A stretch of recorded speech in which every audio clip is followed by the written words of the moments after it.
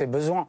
Mais comment il s'organise pour sa protection sociale, par exemple? Alors ça, c'est le problème du RSI. Je suis venu avec un allocable tout simplement ici, et on a parlé justement du RSI et des taux de charge extraordinaires. Vous pensez quoi? Monsieur Mélenchon propose qu'on les réintègre dans la sécurité sociale, les gens du RSI. Et ce que je veux dire, c'est que du coup, vous avez un indépendant qui en réalité paye presque beaucoup plus de charges, qui est obligé de tout déclarer parce que tout se passe effectivement, contrairement à certains taxis qui peuvent tout à fait utiliser des moyens cash pour faire de l'évasion aussi d'une certaine façon, puisqu'en fait vous avez des torts communs de partout, si vous voulez. Moi ce qui me révolte... Il a son compteur, hein, Pardon? Il a son compteur. Hein. C'est pas parce qu'il y a un compteur que vous pouvez... Enfin, les compteurs, ça se hack très facilement aussi.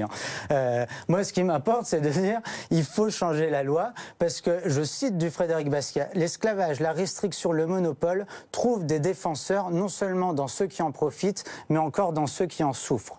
Moi, ce que je vous dis, c'est que des chauffeurs de taxi souffrent de leur système. Quand vous avez un jeune qui achète une licence aujourd'hui à Paris à 250 000 et qu'effectivement, il voit de moins en moins de clientèle, etc., ce pauvre bonhomme, on en fait quoi? Moi, je veux mettre fin au système de licence. Ça veut dire qu'il faut ouvrir... Ça, il y a un véritable scandale dans la spéculation des licences. Alors, je finis mon argumentation. Ça veut dire qu'il faut ouvrir la question de qui paye. Est-ce que l'État rachète des licences? Probablement qu'il faudra le faire. Après, c'est discutable d'un point de vue libéral ou pas.